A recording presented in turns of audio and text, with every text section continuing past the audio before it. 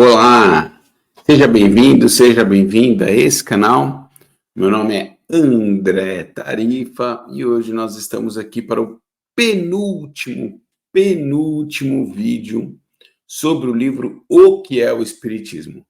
Eu já, ao mesmo tempo que estou gravando, já estou ficando saudoso por antecipação desse trabalho e dessa obra, mas eu vou deixar as estatísticas e o significado desse trabalho lá para o último vídeo. Senão eu vou começar a ficar um pouco emotivo agora, antes da hora, antes do momento, e vai atrapalhar aqui o fluxo da nossa proposta de hoje.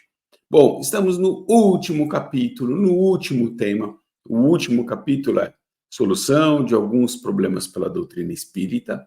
Estamos aí, vamos dizer assim, no subcapítulo O Homem Depois da Morte, tem 19 questões, e hoje trabalharemos mais 5 delas, as 153, 54, 55, 56 e 157. E restarão 5, 6 questões aí para o último vídeo.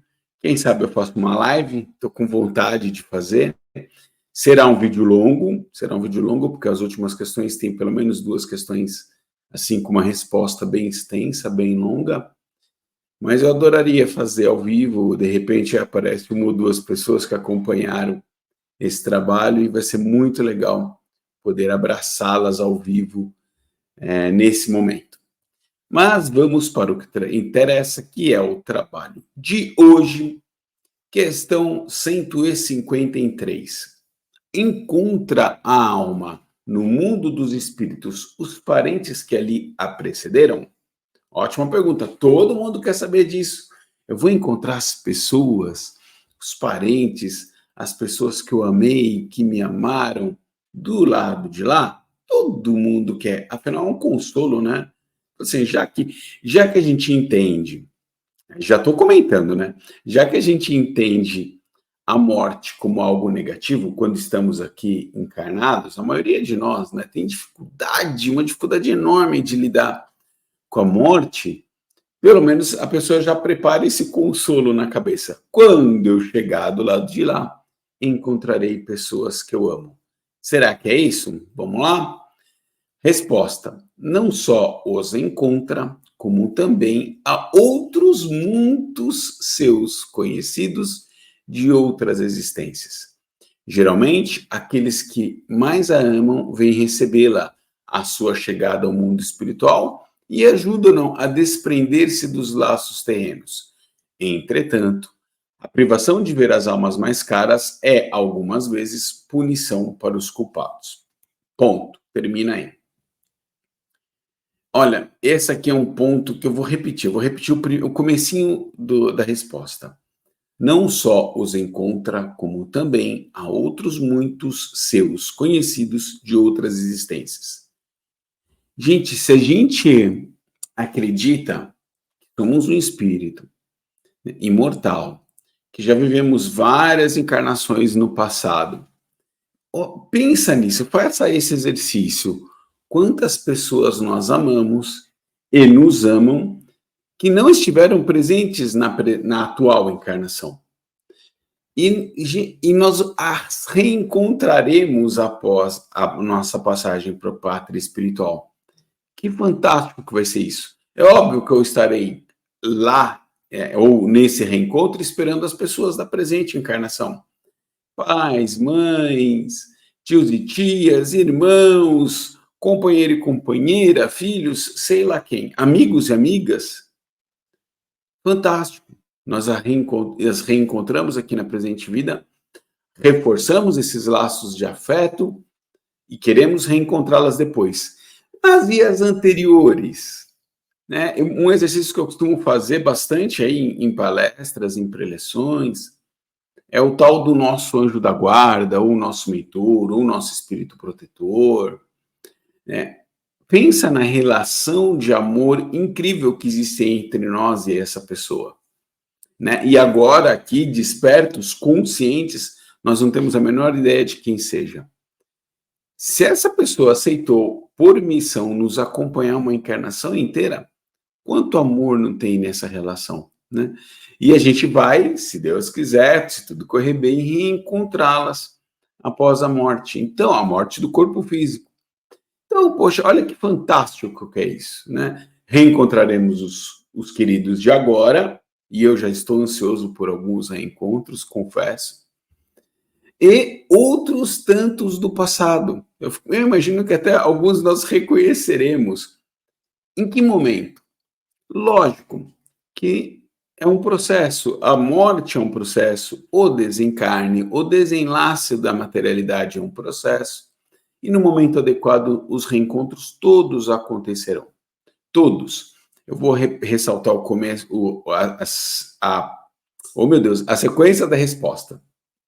Geralmente, aqueles que mais a amam vêm recebê-lo na sua chegada ao mundo espiritual e ajudam-na a desprender-se dos laços terrenos.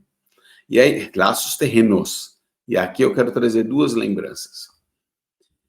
Nosso lar, nós vemos, para quem viu o filme, mais pessoas viram o filme do que leram o livro. Nosso lar, vamos lembrar da cena onde a mãe está presente no momento da morte dele, acompanhando a morte, auxiliando com as suas orações, aquele momento de desligamento do corpo físico. Bacana, está escrito aqui.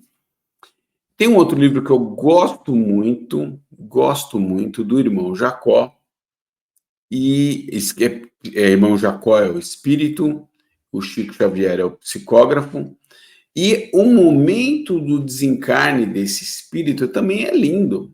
Também é lindo. O livro chama Voltei, tá bom? Voltei, do irmão Jacó e Francisco Cândido Xavier.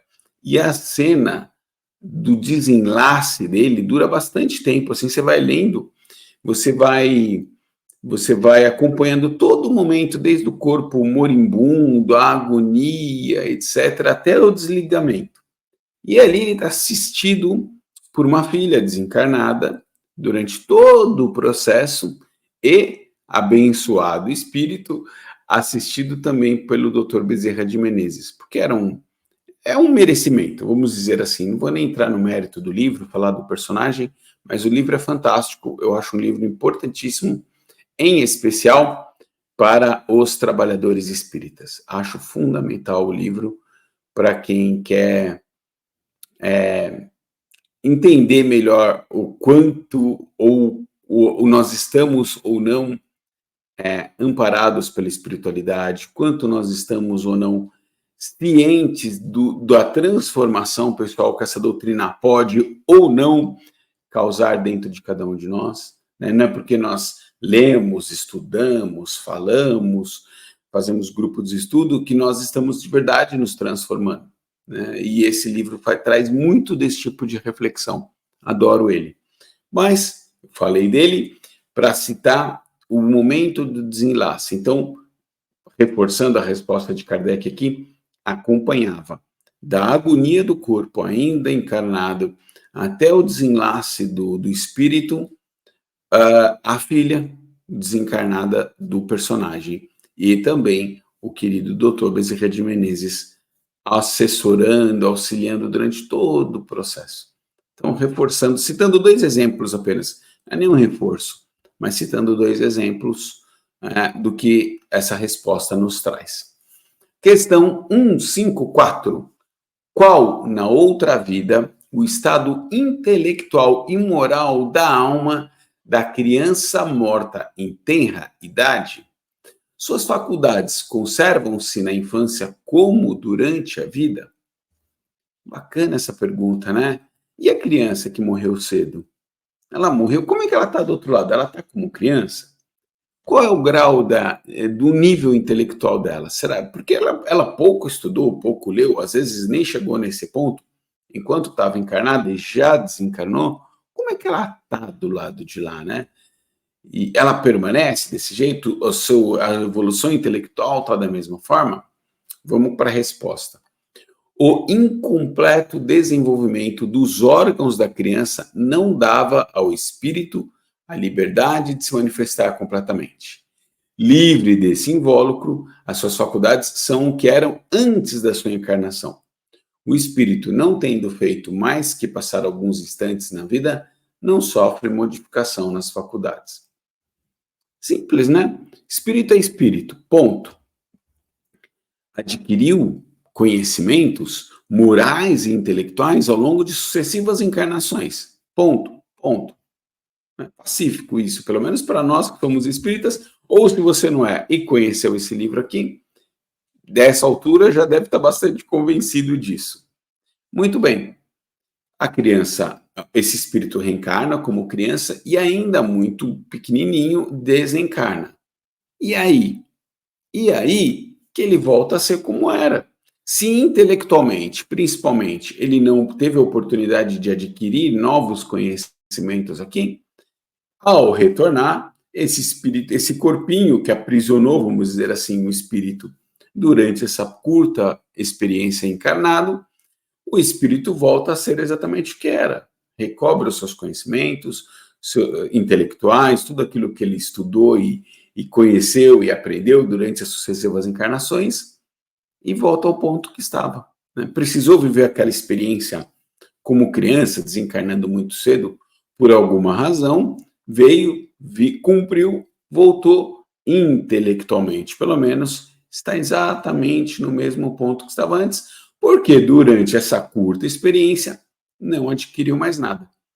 Vou ler uma observação que está aqui, que eu acho bacana. Nas comunicações espíritas, o espírito de um menino pode, pois, falar como adulto, porque pode ser espírito adiantado. Se algumas vezes adota a linguagem infantil, é para não tirar da mãe o encanto que sempre está ligado à afeição de um ente frágil, delicado e adornado com as graças da inocência, podendo a mesma questão ser formulada acerca do estado intelectual das almas dos imbecis, idiotas e loucos depois da morte, encontrando-se a solução que precede. E aí, ele faz uma observação para falar da criança, ver a Revista Espírita, janeiro de 1858, o título é Mãe, Estou Aqui. É um texto que eu já tive a oportunidade de estudar com o Fernando e o Alexandre num outro trabalho que nós fazemos de estudo da Revista Espírita, e é fantástico, é muito bonito o texto. Estou deixando o link aqui embaixo.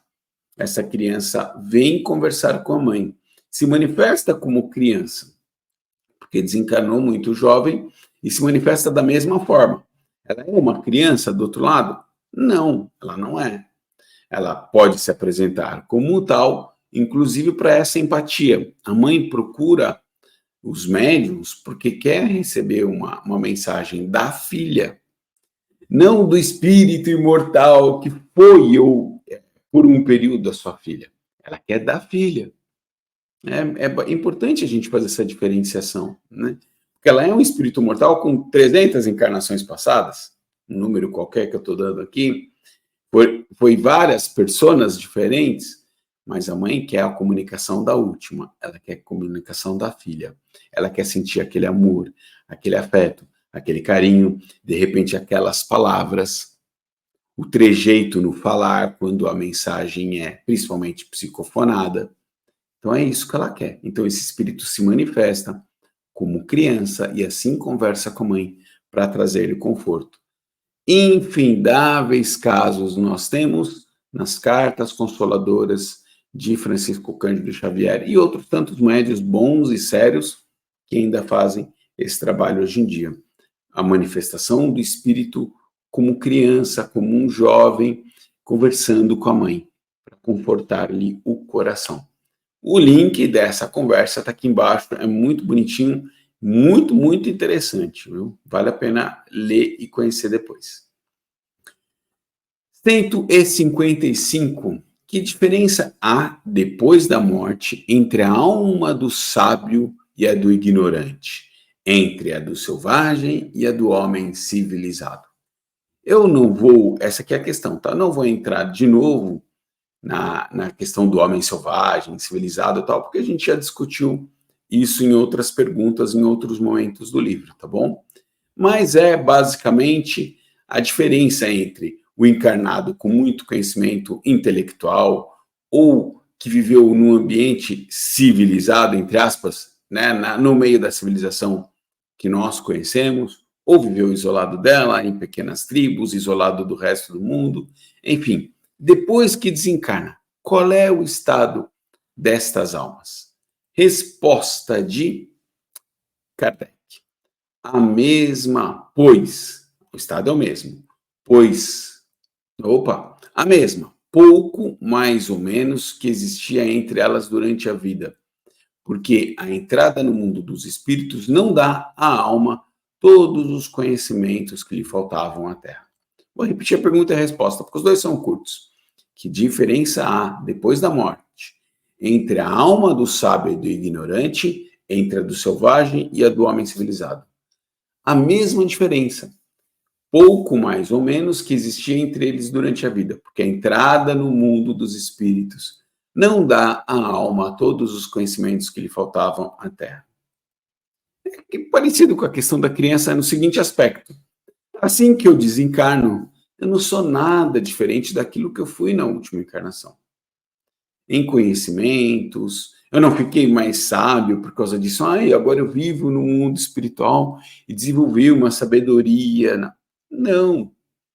A diferença entre esses espíritos encarnados e desencarnados provavelmente é muito próxima ao que era quando estavam encarnados, porque não mudaram muito depois disso.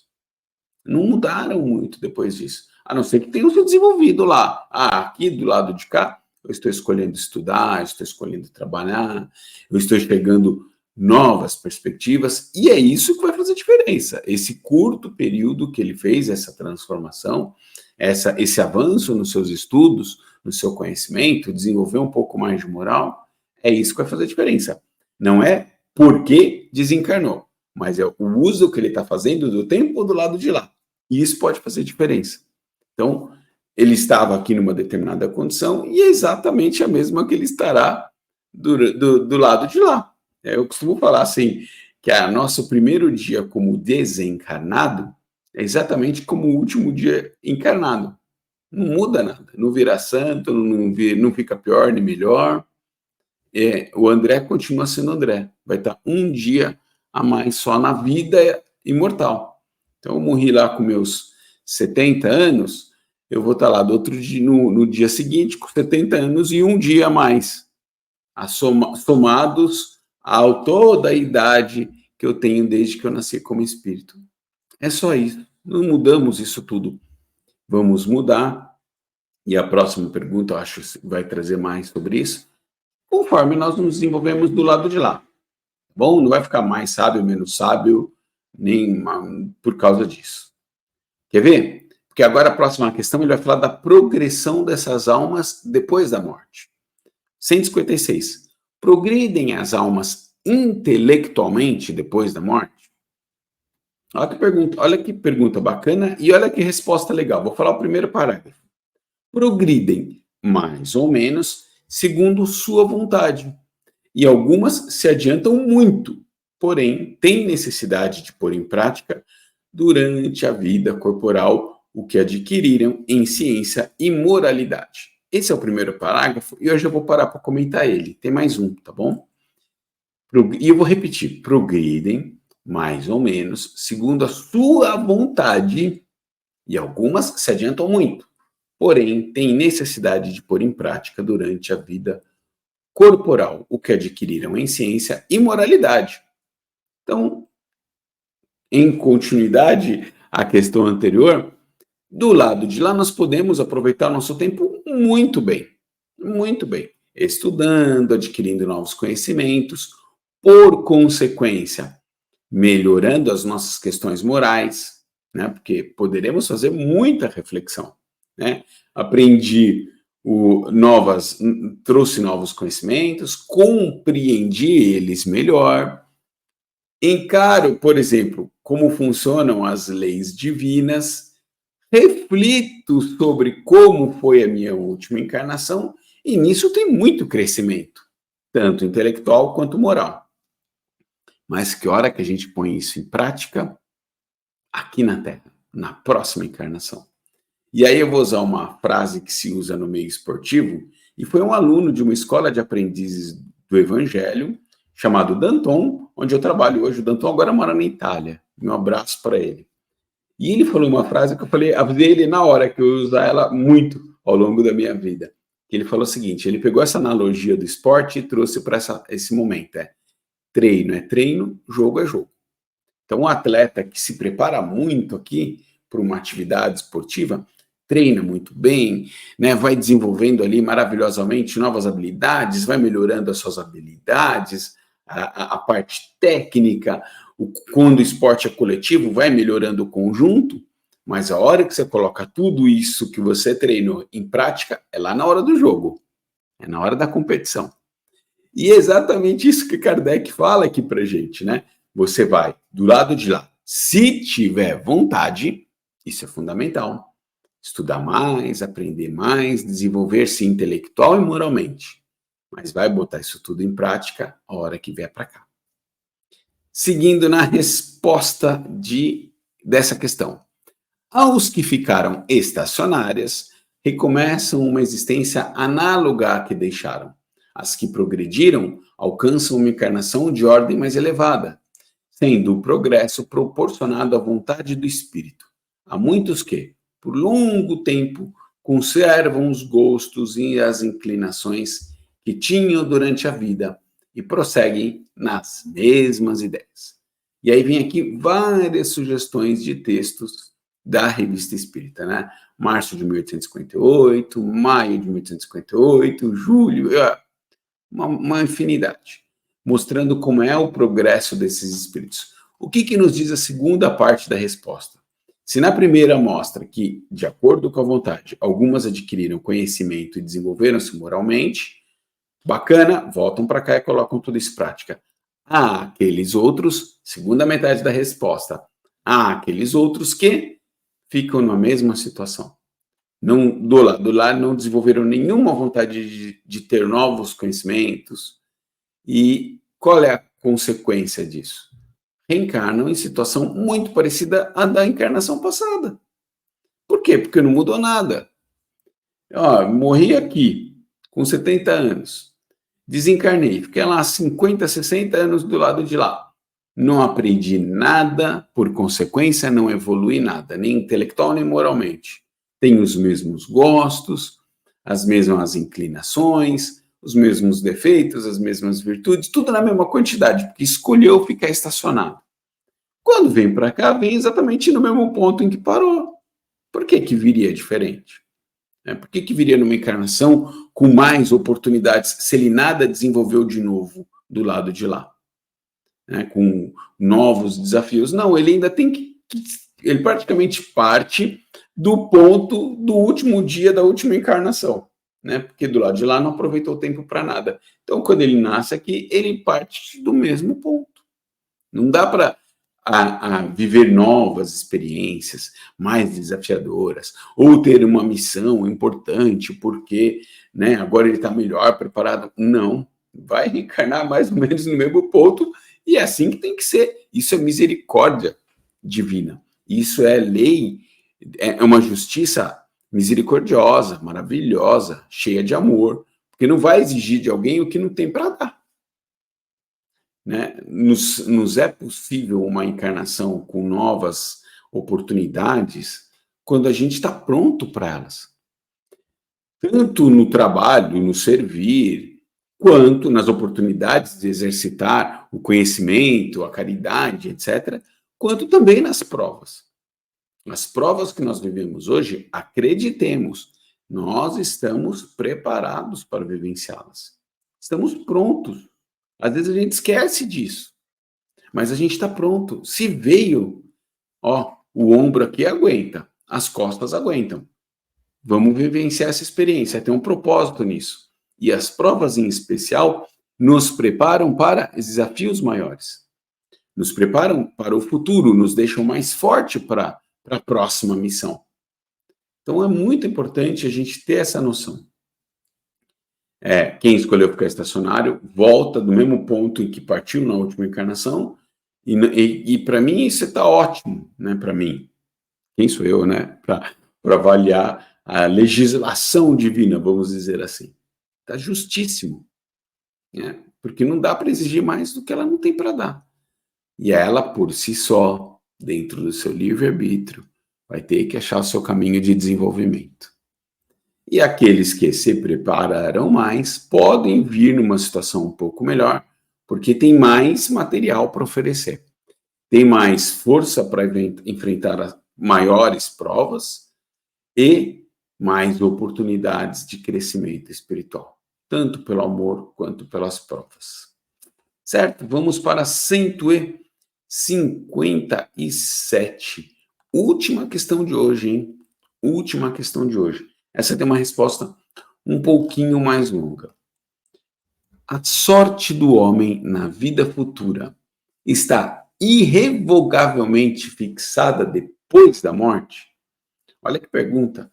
A sorte do homem na vida futura está irrevogavelmente fixada depois da morte? Ou seja, olha, o que vai acontecer com esse espírito depois da morte? Né? É irrevogável? Não dá mais para mudar? Olha só a resposta. A fixação irrevogável da sorte do homem depois da morte seria a negação absoluta da justiça e da bondade de Deus. Porque há muitos que não puderam esclarecer-se suficientemente na existência terrena. Sem falar dos idiotas, imbecis e selvagens e do elevado número de crianças que morrem sem ter entrevisto a vida. Primeiro parágrafo eu já vou parar para comentar. Ou seja, o nosso destino não está irrevogavelmente traçado depois da morte, né? Como aprendemos ao longo de séculos, né? Viva bem essa vida, porque o que vai acontecer depois dela está diretamente ligado e irrevogavelmente ligado ao que você faz nela. Ou seja, você vai para o céu, para o inferno ou para o purgatório, para falar assim, basicamente, para a eternidade. Para a eternidade. Esse é o problema. E aí está a grande injustiça da interpretação da lei divina. Ora, quer dizer que a gente só tem uma oportunidade de acertar? A vida é essa. Acerta. Se você não acertar, é danação para a eternidade. Tu vai lá para o mármore do inferno, como diz uns, ou para o fogo do inferno, como dizem outros, para a eternidade. A mesma coisa, você vai para o céu e por aí vai. Ora, que Deus é esse, gente? Que Deus é esse? Onde está a justiça nisso? Se eu nasci com saúde maravilhosa, com um corpo perfeito, com oportunidades de aprender intelectualmente, de aprender moralmente, se eu nasci no meio onde os valores morais eram fortes, ou se eu nasci no meio onde os valores morais não existem, poxa, as oportunidades de cada ser são absolutamente diferentes uns dos outros. Por que eu nasci no Brasil? Porque eu nasci numa família que me deu um caminho moral. Eu poderia ter nascido na Noruega, numa família rica, mas sem nenhuma oferecimento de nenhum valor moral. Ou eu poderia ter nascido numa tribo pequenininha da África, dessas que vivem passando necessidades materiais gigantescas. Como é que nós podemos ser tratados aos olhos de Deus como iguais, se as oportunidades foram diferentes? Não dá. E aí, a consequência do que a gente fez, ou do que a gente deixou de fazer, do que a gente fez bem ou a gente fez mal, vai te carimbar para a eternidade? Que Deus é esse? Cadê a misericórdia? Cadê o amor divino? Que justiça é essa? Não encaixa. Não encaixa. Por isso que algumas filosofias, religiões pedem de nós uma fé cega. Se a gente parar para pensar, parar para raciocinar, não vai. Não dá certo, não faz sentido. Então Deus não é tão legal assim como falam. Quando, por outro lado, nós entendemos a vida tal qual ela é, com espíritos imortais, que adquirem conhecimentos durante sucessivas encarnações, e por outro lado, tem sucessivas oportunidades de ajustarem os erros do passado em diferentes condições diferentes, cada encarnação com a sua missão, com o seu propósito, num lugar diferente, numa condição social diferente, com oportunidades diferentes, aí sim Deus é justo. porque aí coloca todos no mesmo patamar, ficamos apenas à mercê do nosso livre-arbítrio, o que também é justo nas consequências que advirão dos nossos atos. Cada um só vai arcar com aquilo que fez ou deixou de fazer. E sempre com novas oportunidades. Aí sim faz sentido, aí a conta fecha. Não é verdade? Eu adoro essa parte, igual a justiça da reencarnação, é um dos temas preferidos meus lá no Livro dos Espíritos. Vamos continuar a resposta. Mesmo entre os homens esclarecidos, há muitos que, julgando-se assaz perfeitos, creem-se dispensados de estudar e trabalhar mais.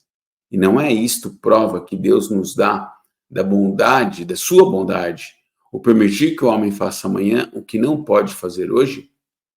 Pergunta. Se a sorte é irrevogavelmente fixada, por que morrem os homens em diferentes idades? E por que a sua justiça não concede a Deus a todos o tempo de produzir em maior soma de bem e reparar o mal que fizeram? Quem sabe o criminoso que morre aos 30 não teria se tornado um homem de bem se vivesse até os 60? Por que Deus lhe tira assim os meios que concede a outros? Só o fato da diversidade das durações da vida e do estado moral da grande maioria dos homens prova a impossibilidade admitida à justiça divina, de ser a sorte do homem, da alma, irrevogavelmente fixada depois da morte. Esse é o último parágrafo da última questão, onde não tem respostas. Kardec propõe reflexões, tal qual ele fez ao longo de toda a obra. Muitas perguntas, Kardec responde com outras perguntas, para que nós mesmos façamos o exercício de raciocinar, de buscar lógica, de buscar justiça, de buscar o sentido e construir o conhecimento. Muito melhor do que falar o que é fazer a gente chegar à conclusão do que é. É uma construção, é um aprendizado, é um desenvolvimento intelectual, é um desenvolvimento do raciocínio. E aí Kardec cita alguns exemplos. Alguém que vive 30 anos e 60 anos teve as mesmas oportunidades? O exemplo do bandido eu achei sensacional. Se o bandido que morre com 30 anos, ele não teria mais oportunidades, se vivesse até os 60, de tornar-se uma nova pessoa, um homem de bem? Se lhe foi cortada a possibilidade disso com os 30, cadê a justiça? E aí ele fala, a mera comparação de tempo de vida de cada encarnado já nos traz essa reflexão. Uns viveram 20, outros viverão 80. Os que viveram 80 não tiveram mais chances de acertar do que os que viveram 20? Então, essa é a proposta do raciocínio que Kardec traz para a gente refletir, para a gente construir o conhecimento. Então eu vivi 30 nessa? Não tem problema nenhum. Não tem problema nenhum. Novas oportunidades surgirão do lado de lá, se eu escolher conhecer e me desenvolver mais, intelectual e moralmente, e aí eu venho para a próxima para ajustar coisas, para ter oportunidades de crescimento e por aí vai. Certo? Que alegria terminar mais este vídeo, que, repito, é o penúltimo vídeo desse livro. Depois os números todos, repito, eu vou trazer lá no próximo, que se tudo correr bem, eu vou me esforçar, será uma live, né? De repente alguém aqui aparece lá para ver, e é uma obra que me trouxe muito, nossa, foi um abrir de portas, assim, para outras possibilidades, né? Mas essa reflexão eu faço lá no último vídeo. Beijo no coração de quem fica. Eu estou postando esse vídeo e gravando também na Páscoa, 31 de março de 2024. Então fica aqui o meu desejo para que essa data, como eu gosto de trazer ela todos os anos para mim, seja uma data de reflexão. Que nós não fixemos o nosso pensamento no Calvário, no suplício de Jesus, mas sim no que ele nos mostra no fim de tudo isso, a oportunidade do renascimento. Após cada calvário, após cada sofrimento que nós vivemos na vida, sempre tem uma nova oportunidade. né? E nós devemos abrir os olhos para isso, tá bom? Beijo no coração de quem fica. Linda e ótima semana para todos nós. Fiquemos com Deus.